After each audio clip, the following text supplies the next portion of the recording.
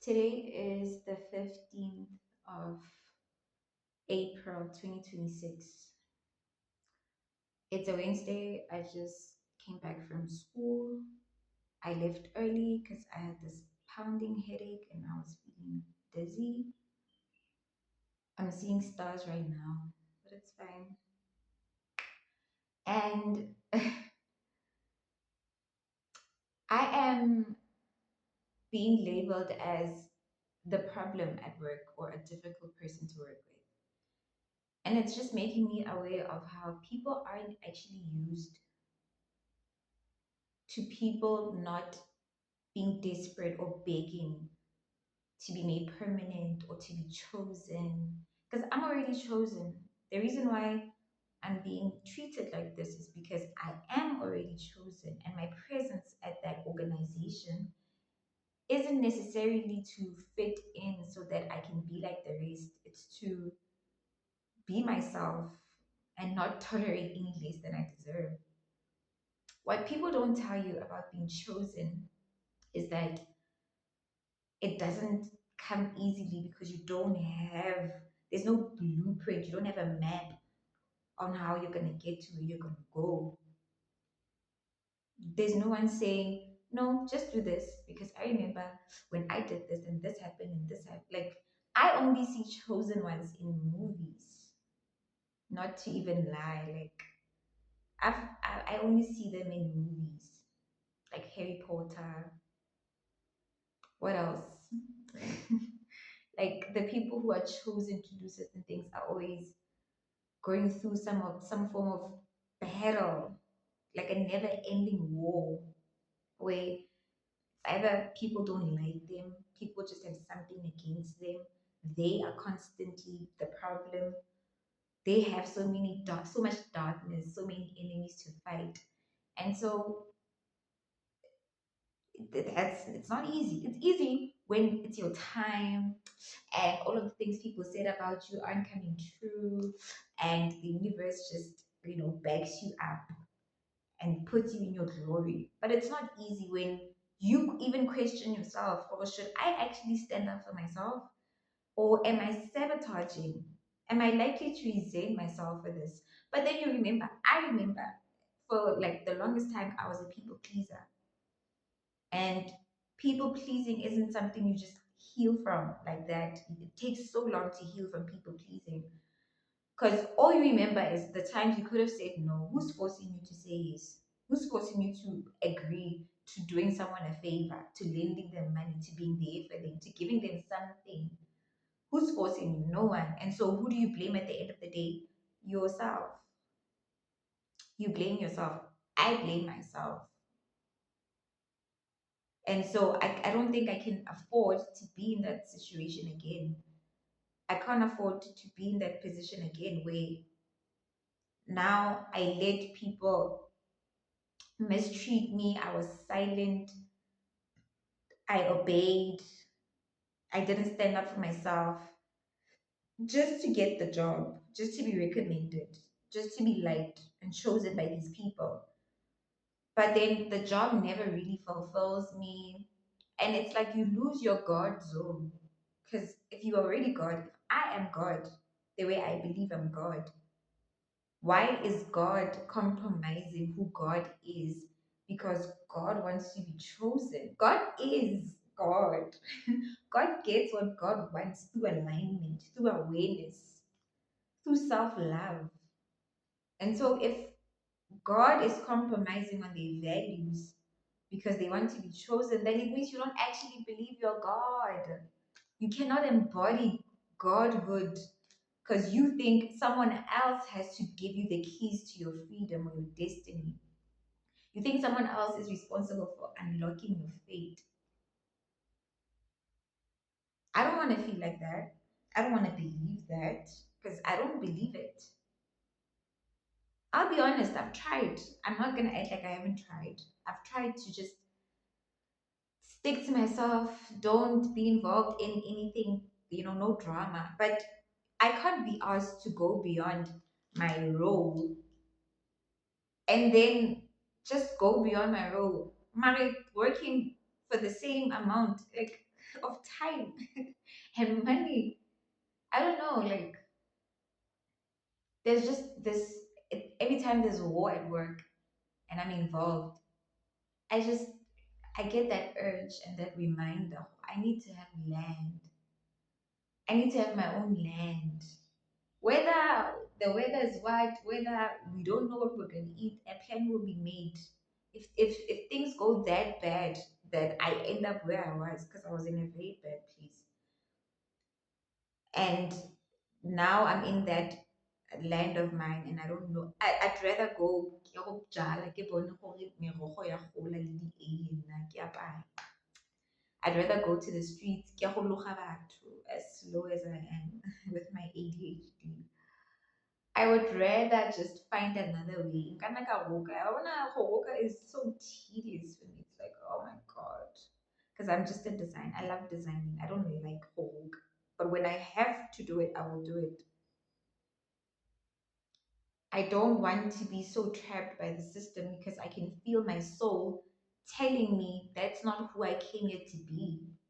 Because the awareness that you can, right? The awareness that you can actually obey and be quiet, silent, just do what is asked of you and then be recommended. I don't know, it feels like you don't even believe you will get what is yours. You don't believe in your own energy. You don't believe in your own attraction, your ability to attract the things you desire, you deserve. Because if you actually believe you're meant to get that job, that permanent job, or that leadership role, you don't have to compromise. Because I feel like in leadership, especially, being honest is actually what makes you get the job. I don't think you can get the job when you're not honest. When you're not authentic, I don't know, like you can get the job and it won't do what it needs to for your spirit. Because like I've seen people getting jobs and they didn't get them legally, as corrupt as South Africa is right now. But what is that? But yeah, like you can get the job as a leader of an organization or a leader of a country, but not deserve it. And the way things crumble under your leadership is evidence that it's not yours to have. I don't know, like I want to be fulfilled because I know what happens when you have things but they don't satisfy you. They don't fill that void. There's always a void within. There's always a need to prove, to work hard, to die. Because you don't believe you deserve what you have. You don't walk in it like it's yours. And sometimes you're always fighting people to assert their authority because it's not yours. But overall, I'm just happy to be me and to actually have the awareness. When people talk and you don't nothing wakes up in your mind, that's a problem. People talk to me trying to convince me to silence myself, to stop being so rebellious, and they say then you'll get the job, then you'll be recommended. I'm on a 1-year contract. They have the option to renew it or discontinue. I've accepted that they won't renew it already because of how they are, because of they are bullies and they expect me to just tolerate their bullying. They don't do things legally, systemically, but they expect me to do it because what? Because my name is Tolamo and it means order, and I have to be the order. Never cease, please.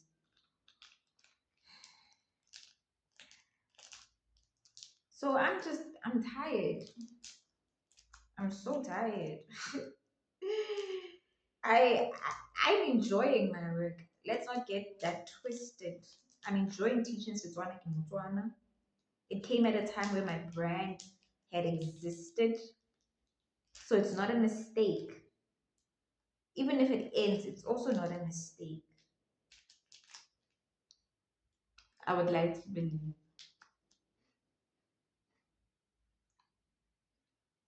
Our parents, grandparents, great grandparents probably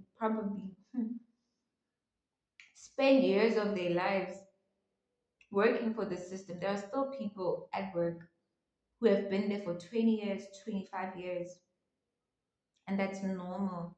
There are people who think the workload they have is normal and they're just supposed to accept it. And then when I feel like and I stand up for myself, it's so uncomfortable for these people who have just believed that that job is all they can do and it's the only way they can survive.